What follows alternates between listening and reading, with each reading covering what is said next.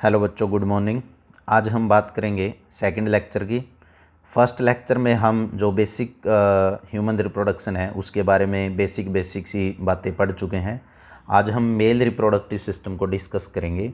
ये बहुत ही इम्पोर्टेंट है, मेल रिप्रोडक्टिव सिस्टम। तो मेल रिप्रोडक्टिव सिस्टम में क्या क्या हम पढ़ेंगे, या mail reproductive system consist of following part, जिसमें हम स्क्रोटम के बारे में पढ़ेंगे, हम लोग टेस्टिस के बारे में पढ़ेंगे। टेस्टिस स्क्रोटम के अंदर पेयर में प्रेजेंट होती हैं, और जो टेस्टिस होती हैं पेयर में उसको टेस्टिस बोलते हैं, TES, और सिंगल को हम TES बोलते हैं। ये बात याद रखना।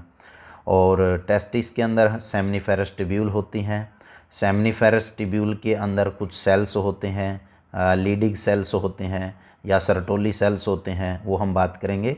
सेमनीफेरस ट्यूब्यूल के बाहर लीडिंग सेल होते हैं, सेमनीफेरस ट्यूब्यूल के अंदर सर्टोली सेल्स होते हैं, उनके हम काम भी पढ़ेंगे। रीटे टेस्टिस होता है, वासा इफ्रेंसिया होता है, एपिडिडेमस होता है, वासा डिफरेंसिया होता है, इजैकुलेटरी डक्ट होती है, यूरेथ्रा होता है, पेनिस होता है, कुछ मेल असेसरी ग्लैंड्स होती हैं। ठीक है, ये मेल रिप्रोडक्टिव सिस्टम में हम सारी चीज़ें पढ़ेंगे। और उसके बाद जो मेल रिप्रोडक्टिव सिस्टम है उसका क्या फंक्शन है, कैसे काम करता है, हम 1 बाय 1 ये सारे पॉइंट जो हैं वो डिस्कस करेंगे। अब हम देखो डायग्राम पे आ जाते हैं। ये मेल रिप्रोडक्टिव सिस्टम का डायग्राम है, इसको आप थोड़ा सा ध्यान से देखिए। मेल रिप्रोडक्टिव सिस्टम में ये जो डायग्राम है, ये वाली जो चीज़ है, इसको हम बोलते हैं बेटा स्क्रोटम। जो ये वाली चीज़ है इसको हम बोलते हैं स्क्रोटम। ये एक पाउच लाइक स्ट्रक्चर होती है, और इसके अंदर क्या होता है, पेयर में टेस्टिस पड़ी हुई होती हैं। इस टाइप से पेयर ऑफ टेस्टिस है, ठीक है। और इनके ऊपर हाईली कोइल्ड एक ट्यूब लाइक स्ट्रक्चर होती है, जिसको हम बोलते हैं एपिडिडेमस। ये एपिडिडेमस होता है, और इसमें से फिर वासा डिफरेंशिया जो है वो एक ट्यूब लाइक स्ट्रक्चर निकलती है, और ये यूरिनरी ब्लैडर के ऊपर से लूप लाइक स्ट्रक्चर बनाएगी। इस तरह से ये घूम के आएगी इसके चारों तरफ, ऐसे। ये आप लोगों का अगर हम बात करें यूरिनरी ब्लैडर है, ये यूरिनरी ब्लैडर है, ठीक है, ये यूरिनरी ब्लैडर है। तो डायग्राम को थोड़ा सा ध्यान से देखिए। इसमें क्या होती है, ये सैक लाइक स्ट्रक्चर अगर हम बात करें उसको हम बोलते हैं स्क्रोटम। सैक लाइक स्ट्रक्चर है, ये स्क्रोटम है, और पेयर में टेस्टिस पड़े हुए हैं। ये लिखा है मैंने यहाँ पे टेस्टिस, ठीक है। टेस्टिस जो होती हैं जहाँ पे स्पर्म बनते हैं, तो टेस्टिस स्पर्म का क्या है, गैमेटेंजिया है। मैंने लिखा है गैमेटेंजिया होता है। ये वासा डिफरेंशिया है, ये इस तरीके से लूप लाइक स्ट्रक्चर है, ऐसे आएगी। और सम असेसरी जो ग्लैंड्स हैं, तो उस ग्लैंड में एक ग्लैंड तो ये है, ये वाली जो इस यूरेथ्रा के ऊपर प्रेजेंट होती है, इसके ऊपर, इसको हम बोलते हैं प्रोस्टेट ग्लैंड। ये एक ग्लैंड है जिसका नाम प्रोस्टेट ग्लैंड है। और उसके बाद जो ये वाली ग्लैंड होती है इसको हम बोलते हैं सेमिनल वेसिकल ग्लैंड।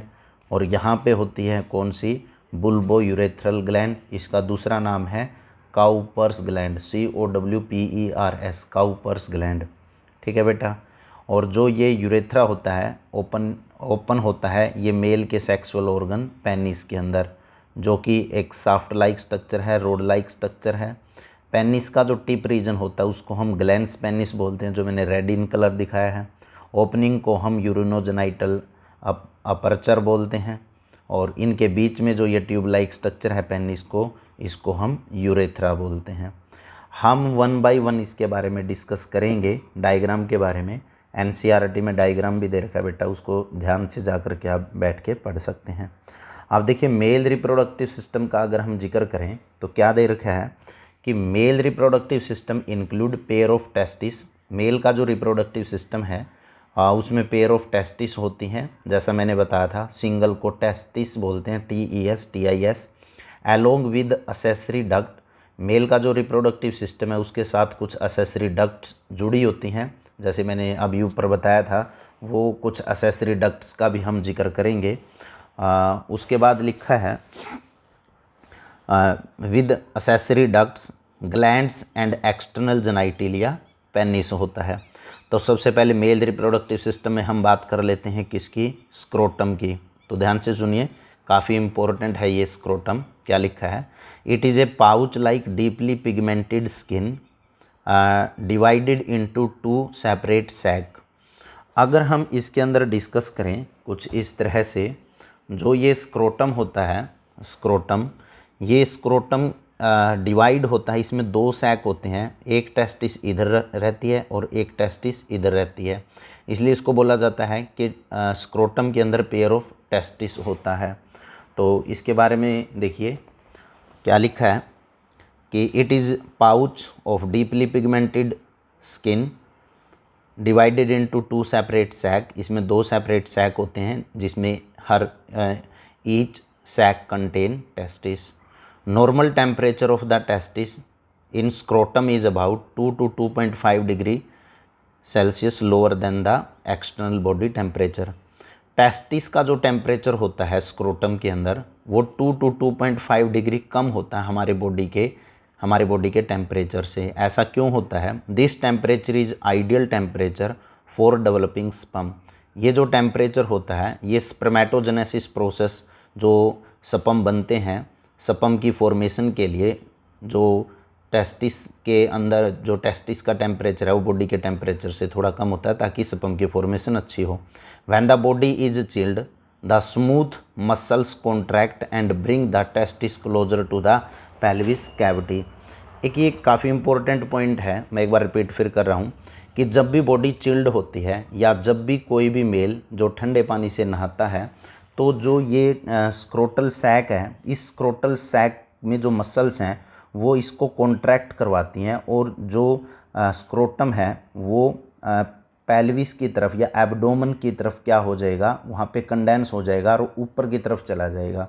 ठीक है, मतलब जो स्क्रोटम है, स्क्रोटम जब भी बॉडी चिल्ड होती है उस टाइम स्क्रोटम कंडेंस कर जाता है और पेल्विक या एब्डोमेन की तरफ जो है वो ऊपर की तरफ चला जाएगा।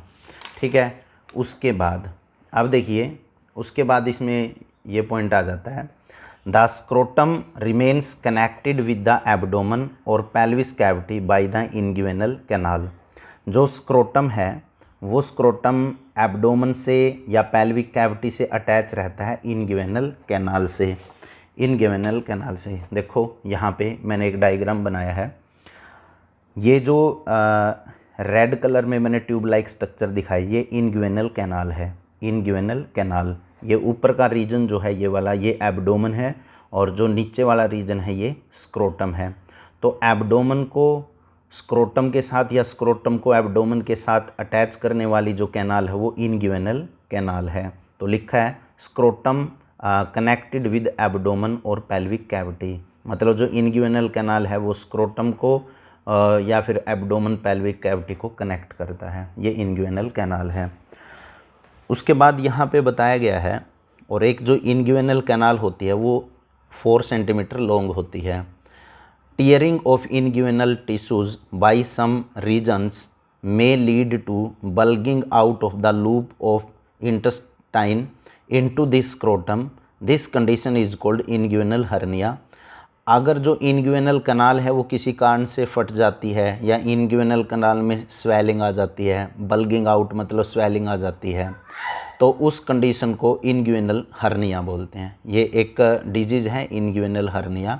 अगर इंग्युइनल कनाल किसी भी कारण से, जैसे खेलते टाइम बच्चे को बॉल लग जाए या खेलते टाइम गिर जाए, तो जो ये टेस्टिस के आसपास का रीजन है, एब्डोमेन और टेस्टिस के बीच में जो रीजन है वहाँ पे, तो वहाँ पे अगर ये स्वेलिंग आ जाती है इंग्युइनल कैनाल में तो इंग्युइनल हर्निया बोलते हैं।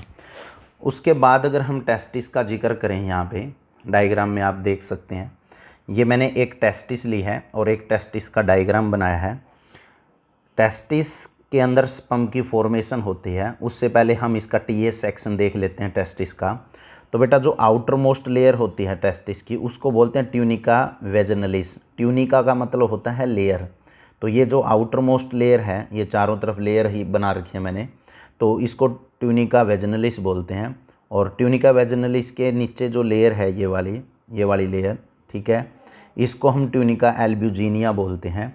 और जस्ट इसके बेनीथ, इसके नीचे यहाँ पे भी लेयर है जिसको ट्यूनिका वेस्कुलोसा बोलते हैं। ये 3 लेयर होते हैं, ट्यूनिका वेजिनलिस, ट्यूनिका एल्ब्यूजिनिया, ट्यूनिका वेस्कुलोसा। तो 3 लेयर्स होती हैं किसके ऊपर, टेस्टिस के ऊपर।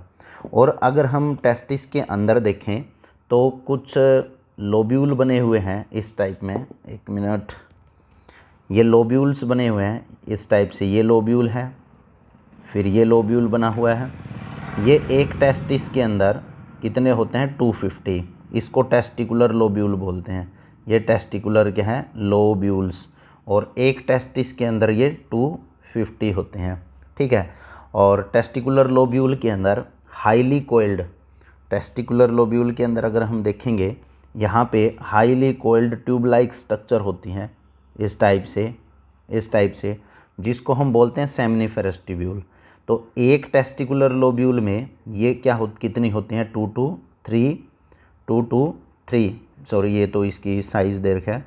तो जो सेमनीफेरस ट्यूब्यूल होते हैं, ये टेस्टिकुलर जो लोब्यूल हैं, ये टेस्टिकुलर लोब्यूल, इसमें जो सेमनीफेरस ट्यूब्यूल होती हैं ये 2 to 3 होती हैं, ठीक है। मैं दोबारा बता रहा हूँ एक बार, जो आउटर मोस्ट लेयर है उसका नाम ट्यूनिका वेजिनलिस है, फिर ट्यूनिका एल्ब्यूजिनिया है, फिर ट्यूनिका वेस्कुलोसा है, उसके बाद टेस्टिकुलर लोब्यूल बने हुए हैं। जो टेस्टिकुलर लोब्यूल हैं वो एक टेस्टिस में 250 होते हैं। इन टेस्टिकुलर लोब्यूल में हाईली सेमनीफेरस ट्यूब्यूल बनी हुई हैं, और सेमनीफेरस ट्यूब्यूल ही होता है जहाँ पे किसकी फॉर्मेशन होती है, स्पर्म की। सेमनीफेरस ट्यूब्यूल में ही कौन सी प्रोसेस चलती है,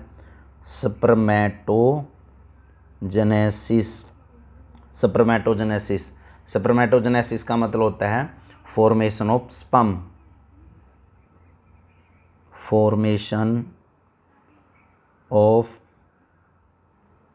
स्पर्म, ठीक है बेटा। उसके बाद ये जो सेमनीफेरस ट्यूब्यूल हैं, जितनी भी हैं सेमनीफेरस ट्यूब्यूल है, वो इस रीजन में आके खुल जाती हैं, इस रीजन को बोलते हैं रीटेटेस्टिस। जो ये रीजन है इसको हम रीटेटेस्टिस बोलते हैं, ये वाला रीजन। उसके बाद यहाँ पे कुछ ट्यूब बनी होती हैं, 10, 15, 20 ट्यूब लाइक स्ट्रक्चर होती हैं यहाँ इस एरिया में, रीटेटेस्टिस। और जो एपिडिडमस है, ये वाला रीजन पूरा का पूरा एपिडिडमस है, ये वाला, ये एपिडिडमस रीजन है, यहाँ तक ये एपिडिडमस रीजन है। तो इस रीटेटेस्टिस और एपिडिडमस के बीच में यहाँ पे ट्यूब लाइक स्ट्रक्चर हैं, उस ट्यूब लाइक स्ट्रक्चर को हम क्या बोलते हैं, उसको बोलते हैं वासा इफ्रेंसिया। ये जो ट्यूब लाइक स्ट्रक्चर है इसको बोलते हैं वासा इफ्रेंसिया, ठीक है। तो rete testis open into the epididymis with the help of vasa efferentia. जो ये एपिडिडमस है, इस एपिडिडमस के 3 पार्ट होते हैं। एक हेड रीजन होता है जिसको कैप्यूट एपिडिडमस बोलते हैं, एक नीचे टेल रीजन होता है जिसको हम बोलते हैं क्या, काउडा एपिडिडमस। और जो कैप्यूट मतलब हेड और टेल, इनके बीच में जो रीजन है उसको बोलते हैं उसको बोलते हैं कॉर्पस एपिडिडमस। तो हेड हो गया कैप्यूट, बीच वाला रीजन हो गया कॉर्पस, और नीचे वाला हो गया काउडा। और उसके बाद यहाँ का जो रीजन है ये आगे एपिडिडमस ओपन इनटू दी वासा डिफरेंसिया। याद रखना ये वासा इफ्रेंसिया है जो ट्यूब लाइक स्ट्रक्चर है रीटेटेस्टिस और एपिडिडमस के बीच में, और ये होता है आपका वासा डिफरेंसिया जो कि आगे यूरेथ्रा या पेनिस में जाके ओपन होता है। उसके बाद यहाँ पे लिखा है टेस्टिस के बारे में, these are 1 pair small sized 4.5 centimetre इतनी क्या होती है इसकी लेंथ होती है, और 2.5 सेंटीमीटर इसकी चौड़ाई होती है, और 3 सेंटीमीटर क्या है, सॉरी दोबारा बता रहा हूँ, these are the 1 pair small sized, जो टेस्टिस है वो 4.5 सेंटीमीटर लेंथ है, और 3 सेंटीमीटर इसकी चौड़ाई है, और 2.5 सेंटीमीटर क्या इसकी मोटाई है, ठीक है। ये लेंथ है और ये ब्रीथ होगी, और ये इसकी मोटाई होगी 2.5 सेंटीमीटर। और जो टेस्टिस होती है वो ओवल शेप की होती है, पिंकिश कलर्ड स्ट्रक्चर होती है, और ये किसके अंदर होते हैं टेस्टिस, ये स्क्रोटम के अंदर होती है, ठीक है। तो ये लिखा है मैंने यहाँ पे कि जो टेस्टिस हैं वो एक पाउच के अंदर होती हैं, उसको हम बोलते हैं scrotum. The scrotal sac is filled with a tissue fluid called the hydrocele. जो स्क्रोटल सैक है वो एक फ्लूइड से भरा रहता है जिसका नाम क्या है, हाइड्रोसिल है। Testis are primary sex organ in man, तो ये पूछा जाता है कि टेस्टिस प्राइमरी ऑर्गन है कि सेकेंडरी है, तो टेस्टिस प्राइमरी सेक्स ऑर्गन है मेल का। और during early foetal life the testis develop into the abdomen cavity just below the kidney. During foetal life, जब भी बच्चा मम्मी के यूट्रस के अंदर होता है तो टेस्टिस इनबिल्ट होती हैं। टेस्टिस क्या होता है, टेस्टिस हैंगिंग नहीं होती, टेस्टिस अंदर की तरफ होती है, एब्डोमेन के अंदर होती है, और ये just below the kidney, kidney के पास में होती है या किडनी के नीचे होती है। उसके बाद बताया गया है the lower end of the testis is attached with a thin fibrous tissue is called gubernaculum और स्पर्मेटिड कोड।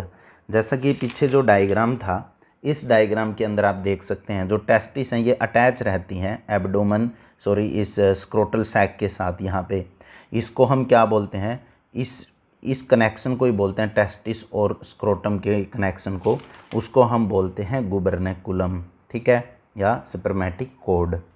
उसके बाद जो टेस्टिस है, टेस्टिस के ऊपर कुछ प्रोटेक्टिव कवरिंग होती हैं, प्रोटेक्टिव कवरिंग ऑफ टेस्टिस। तो protective covering of testis these are the surrounded by 3 layer. Testis के ऊपर 3 लेयर हैं, जैसा कि मैंने पीछे बताया था आपको, ये 3 लेयर्स हैं, डायग्राम में आप देख सकते हैं 3 लेयर हैं। जो आउटर मोस्ट लेयर है उसका नाम ट्यूनिका वेजिनलिस है, उसके बाद ट्यूनिका एल्ब्यूजिनिया है, और तीसरे नंबर पे नीचे की तरफ है ट्यूनिका वेस्कुलोसा। अब हम इन 3 लेयर्स के बारे में जो है देख लेते हैं 1 बाई 1। तो ये लिख रखा है कि testis are surrounded by 3 layer, tunica vaginalis it is the outermost covering of the testis, tunica albuginea it is a fibrous covered surrounded by the testis situated under the tunica vaginalis। Tunica vaginalis के नीचे होते हैं tunica albuginea, tunica albuginea के नीचे होते हैं tunica वेस्कुलोसा, इसमें कुछ ब्लड कैपिलरीज वगैरह होती हैं। अब हम बात करेंगे इस टेस्टिस के अंदर किसकी, टेस्टिकुलर लोब्यूल की। तो देखिए टेस्टिकुलर लोब्यूल के बारे में क्या बताया गया है, each testis has about 250 compartment cold testicular lobule. मैंने पीछे आपको डायग्राम में बताया था, एक बार फिर देख लेते हैं हम डायग्राम को। ये डायग्राम है और इस डायग्राम के अंदर ये टेस्टिकुलर लोब्यूल थे, ये वाले जो ये टेस्टिकुलर लोब्यूल हैं, ये एक टेस्टिस के अंदर कितने होते हैं, 250, ठीक है। उसके बाद अब हम बात करेंगे टेस्टिस के अंदर होती हैं सेमिनिफेरस ट्यूब्यूल। ये बहुत इंपॉर्टेंट डायग्राम है, एनसीईआरटी में भी दे रखा है, नीट के पॉइंट व्यू से, बोर्ड के पॉइंट व्यू से आप सीबीएसई का एग्ज़ाम दोगे तो आता है कि सेमिनिफेरस ट्यूब्यूल को एक्सप्लेन करें। तो बेटा सेमिनिफेरस जो ट्यूब्यूल हैं वो हम देख लेते हैं। सेमिनिफेरस ट्यूब्यूल मैंने बताया था आपको कि जो टेस्टिकुलर लोब्यूल होती हैं, टेस्टिकुलर लोब्यूल के अंदर 2 to 3 हाईली कोइल्ड स्ट्रक्चर होती है जिसको हम सेमिनिफेरस ट्यूब्यूल बोलते हैं। मैंने यहाँ पे डाइसेक्शन किया है टेस्टिकुलर लोब्यूल का। ये जो आप सेंटर में देख पा रहे हैं, ये मैंने एक टेस्टिकुलर जो लोब्यूल है वो बनाया है सेंटर में, टेस्टिकुलर लोब्यूल। तो थोड़ा सा बेटा ध्यान से देखिए इसको। पहली बात तो आपको एक बात ध्यान में रखनी है कि जो सेमिनिफेरस ट्यूब्यूल हैं इसमें 2 टाइप के सेल्स होते हैं। सेमिनिफेरस ट्यूब्यूल के बाहर जो सेल पड़े हुए हैं, जैसे कि ये सेल पड़े हुए हैं, ये वाले सेल, इन सेल्स को हम बोलते हैं लीडिंग सेल, लीडिंग सेल। इनको इंटरस्टिशियल सेल भी बोलते हैं। जो ये लीडिंग सेल हैं ये एक एंड्रोजन हार्मोन टेस्टोस्टेरोन को स्क्रीट करते हैं। याद रखिए बेटा, जो लीडिंग सेल हैं जो सेमिनिफेरस ट्यूब्यूल के बाहर पड़े हुए हैं, ये ग्रुप में होते हैं, ये क्या करते हैं, ये एक एंड्रोजन हार्मोन टेस्टोस्टेरोन को स्क्रीट करते हैं, ठीक है। और दूसरे टाइप के जो सेल्स होते हैं वो सेमिनिफेरस ट्यूब्यूल के अंदर पड़े रहते हैं। ये थोड़े से लॉन्ग होते हैं, बड़े टाइप के सेल हैं। इनको हम बोलते हैं क्या, सर्टोली सेल। इनको कौन से सेल बोलेंगे, सर्टोली सेल या सर्टोलाई सेल। इसको नर्स सेल भी बोलते हैं, नर्स सेल। इनको सर्टोली सेल को नर्स सेल इसलिए बोलते हैं क्योंकि जो भी डेवलपिंग स्पर्म सेमिनिफेरस ट्यूब्यूल में बनेगा ना, उनको ये नरिश करते हैं, उनको डेवलपिंग स्पर्म को नरिश करते हैं, उनको न्यूट्रिशन प्रोवाइड करते हैं। तो सेमनीफेरस ट्यूब्यूल में दो टाइप के मेन सेल हैं, एक लीडिंग सेल जो सेमनीफेरस ट्यूब्यूल से बाहर हैं, एक सर्टोली सेल जो सेमनीफेरस ट्यूब्यूल के अंदर हैं। तो जो सेमनीफेरस ट्यूब्यूल के अंदर सेल्स हैं सर्टोली सेल, वो एक तो एंड्रोजन बाइंडिंग प्रोटीन हार्मोन स्क्रीट करते हैं और एक इनहिबिन, मतलब दो तरह का प्रोटीन लाइक स्ट्रक्चर कुछ स्क्रीट करते हैं, एक androgen binding ABP androgen binding protein, एक इनहिबिन। जो एंड्रोजन बाइंडिंग प्रोटीन है ये टेस्टोस्टेरोन की कंसंट्रेशन को मेंटेन करते हैं सेमनीफेरस ट्यूब्यूल के अंदर, ताकि स्पर्मेटोजेनेसिस प्रोसेस अच्छी हो सके। मैं दोबारा बता रहा हूँ, जो लीडिंग सेल हैं वो एक एंड्रोजन हार्मोन टेस्टोस्टेरोन को स्क्रीट करते हैं, और जो सर्टोली सेल्स हैं एंड्रोजन बाइंडिंग प्रोटीन, वे टेस्टोस्टेरोन एक एंड्रोजन हार्मोन की कंसंट्रेशन को सेमनीफेरस ट्यूब्यूल में मेंटेन करवाते हैं। मतलब टेस्टोस्टेरोन सेमनीफेरस ट्यूब्यूल में आएगा यहाँ पे, और उससे फिर स्पर्म की फॉर्मेशन को बढ़ाया जाता है, या टेस्टोस्टेरोन किसकी फॉर्मेशन में मदद करते हैं, स्पर्म की फॉर्मेशन में।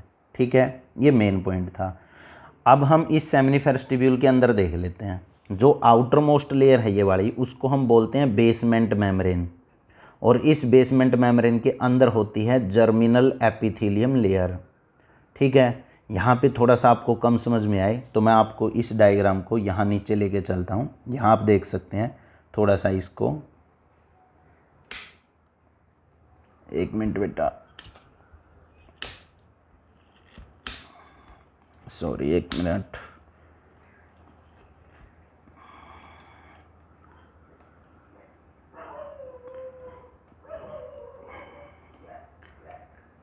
क्लियर टू विजिबल, हाँ देखिए अब इसमें क्या दे रखा है, यहाँ आप देख पाओगे इस डायग्राम के अंदर। यहाँ पे मैंने बताया कि जो नीचे वाली ये लेयर है जो रेड इन कलर है, इसको हम क्या बोलेंगे, इसको हम बोलेंगे बेसमेंट मेम्ब्रेन। और इस बेसमेंट मेम्ब्रेन के नीचे यहाँ पे अंदर की तरफ, मतलब जो बेसमेंट मेम्ब्रेन थी इसके अंदर की तरफ, वहाँ पे होती है जर्मिनल एपिथेलियम की लेयर। और जर्मिनल एपिथेलियम की लेयर के बाद यहाँ पे जो सेल्स हैं इसको हम बोलते हैं स्पर्मेटोगोनिया सेल। ये सारा काम जो है ना सेमनीफेरस ट्यूब्यूल के अंदर का है। ये देखिए ये सर्टोली सेल है, जो ये बड़ी वाला सेल है ये सर्टोली सेल है। उसके साइड में जो ये वाला सेल्स हैं इसको बोलते हैं स्पर्मेटोगोनिया सेल। स्पर्मेटोगोनिया सेल से फिर बनता है प्राइमरी स्पर्मेटोसाइट, फिर बनता है सेकेंडरी स्पर्मेटोसाइट, फिर बनता है स्पर्मटिड, और फिर बनता है स्पर्म। तो स्पर्मेटोगोनिया सेल से स्पर्म का बनना स्पर्मेटोजेनेसिस प्रोसेस कहलाती है। ये सारा काम सेमनीफेरस ट्यूब्यूल के अंदर होता है। ठीक है बेटा, आप देखिए इसके अंदर क्या लिख रखा है, each testicular lobule of testis contain 2 to 3 highly cold seminiferous tubule. प्रत्येक टेस्टिकुलर लोब्यूल के अंदर, टेस्टिस के अंदर जो टेस्टिकुलर लोब्यूल हैं उसमें 2 से 3 हाईली कोल्ड सेमनीफेरस ट्यूब्यूल होती हैं। और ये सेमनीफेरस ट्यूब्यूल का क्या है, ये TS सेक्शन है जो मैंने यहाँ बताया था, ये TS सेक्शन है, और ये इसका लॉन्गिट्यूडिनल सेक्शन है। ठीक है, अब इसमें क्या बता रखा है, ध्यान से सुनिए थोड़ा सा। Wall of each seminiferous tubule formed single layer germinal epithelium. जो सेमनीफेरस ट्यूब्यूल की आउटर मोस्ट लेयर है ना, बेसमेंट मेम्ब्रेन, फिर जर्मिनल एपिथेलियम लेयर होती है। Germinal epithelium cells are cuboidal shape के होते हैं, जिसको मेल जर्म सेल्स भी बोलते हैं या स्पर्मेटोगोनिया सेल बोलते हैं। और number of the total Sertoli और the nurse cell present into the seminiferous tubule, this cell nourishment the sperm और स्पर्मेटोजोआ। ध्यान से सुनिए, नंबर ऑफ सर्टोली सेल्स होती हैं जो लंबी सेल्स हैं, मैंने डायग्राम में आपको बताया था। यहाँ पे यहाँ देख सकते हैं जो ये लंबे वाली सेल्स हैं, या इस डायग्राम में आप देख सकते हैं जो ये लंबे वाली सेल हैं, ये सर्टोली सेल्स होती हैं। ये डेवलपिंग जो स्पर्म है उनकी नरिशमेंट करवाते हैं। और वही चीज़ यहाँ पे मैंने लिखा है कि नंबर ऑफ टोल सर्टोली और नर्स सेल प्रेजेंट होती है सेमनीफेरस ट्यूब्यूल के अंदर, जो स्पर्मेटोजोआ या स्पर्म की नरिशमेंट में मदद करती हैं। सर्टोली सेल स्क्रीट, जो सर्टोली सेल्स हैं वो एंड्रोजन बाइंडिंग प्रोटीन ABP और इनहिबिन हार्मोन को स्क्रीट करते हैं, और ये कंसंट्रेट करवाता है ABP टेस्टोस्टेरोन हार्मोन को सेमनीफेरस ट्यूब्यूल में, ताकि स्पर्म की फॉर्मेशन अच्छी हो सके। उसके बाद लिखा है cuboidal cells undergoes mitosis to produce spermatogonia. जो स्पर्मेटोगोनिया सेल्स हैं वो क्या करते हैं, माइटोसिस करते हैं, उससे बनता है प्राइमरी स्पर्मेटोसाइट, फिर सेकेंडरी बनता है, फिर स्पर्मटिड बनता है, और देन स्पर्म बनता है, पूरी प्रोसेस होती है स्पर्मेटोजेनेसिस। उसके बाद अगर हम एट लास्ट हम देखें, लेटर स्पर्मटिड कन्वर्टेड इनटू स्पर्मेटोजोआ और स्पर्म। एट लास्ट जो स्पर्मटिड होता है वो कन्वर्ट हो जाता है स्पर्मेटोजोआ या स्पर्म में। Sertoli cells also स्क्रीट another protein is called inhibin which suppress the FSH। जो सर्टोली सेल्स है वो एक इनहिबिन हार्मोन भी स्क्रीट करता है जो सप्रेस कर देता है FSH सिंथेसिस को, फॉलिकुलर स्टिमुलेटिंग हार्मोन को। ये फर्दर हम पढ़ेंगे। तो आज यहाँ तक डिस्कस करें। मैं आपको 1 सेकंड के लिए थोड़ा सा रिवाइज करा देता हूँ। आज हमने मेल रिप्रोडक्टिव सिस्टम के बारे में पढ़ा। मेल रिप्रोडक्टिव सिस्टम में जो मेन पॉइंट है वो आ जाता है इसका स्क्रोटल सैक। जो स्क्रोटल सैक होता है वो डीपली पिगमेंटेड स्किन होती है, पेयर ऑफ टेस्टिस होते हैं। टेस्टिस का टेम्परेचर बॉडी के टेम्परेचर से 2 to 2.5 डिग्री कम होता है ताकि स्पर्मेटोजेनेसिस प्रोसेस अच्छी हो। जब भी बॉडी चिल्ड होती है या कोई भी मेल जब भी ठंडे पानी में नहाता है तो उसका जो स्क्रोटम है वो थोड़ा सा क्या होता है, एब्डोमेन की तरफ कंडेंस हो जाएगा। ठीक है। उसके बाद मैंने बताया कि जो स्क्रोटम है, एब्डोमेन है, उसका कनेक्शन होता है वो होता है किससे, इनग्यूएनल कैनाल से। और इनग्यूएनल कैनाल किसी कारण से अगर फट जाती हैं तो एक डिजीज आ जाती है जिसको बोलते हैं इनग्यूएनल हर्निया। उसके बाद मैंने टेस्टिस का डायग्राम, TS ऑफ टेस्टिस बताया, इसकी आउटर मोस्ट लेयर बताई। इसके अंदर टेस्टिकुलर लोब्यूल होते हैं, सेमनीफेरस ट्यूब्यूल होता है, रीटे टेस्टिस होता है, वासा इफ्रेंसिया, डिफरेंसिया, एपिडेडमस, कुछ असेसरी डक्ट्स होती हैं। साइज़ वगैरह मैंने यहाँ पे बताया। फिर मैंने इनकी जो कवरिंग है, प्रोटेक्टिव कवरिंग टेस्टिस की, वो डिस्कस की। टेस्टिकुलर लोब्यूल जो एक टेस्टिस में कितने होते हैं बेटा, 250। ठीक है, कितने होते हैं, 250। सेमनीफेरस ट्यूब्यूल के बारे में बताया। सेमनीफेरस ट्यूब्यूल के अंदर 2 सेल्स मेन होते हैं, लीडिंग सेल और सर्टोली सेल्स। जो लीडिंग सेल्स होते हैं वो एक एंड्रोजन हार्मोन टेस्टोस्टेरोन को स्क्रीट करते हैं जो कि मेल का सेक्स हार्मोन है। और जो सर्टोली सेल्स होते हैं वो एंड्रोजन बाइंडिंग प्रोटीन और इनहिबिन को स्क्रीट करते हैं। ठीक है। फर्दर फंक्शन मैंने इनके बताए। ये डायग्राम NCERT का है, ये कई बार इसके बारे में पूछा जाता है बेटा, इसको ध्यान से पढ़ लेना। ठीक है, थैंक यू वेरी मच।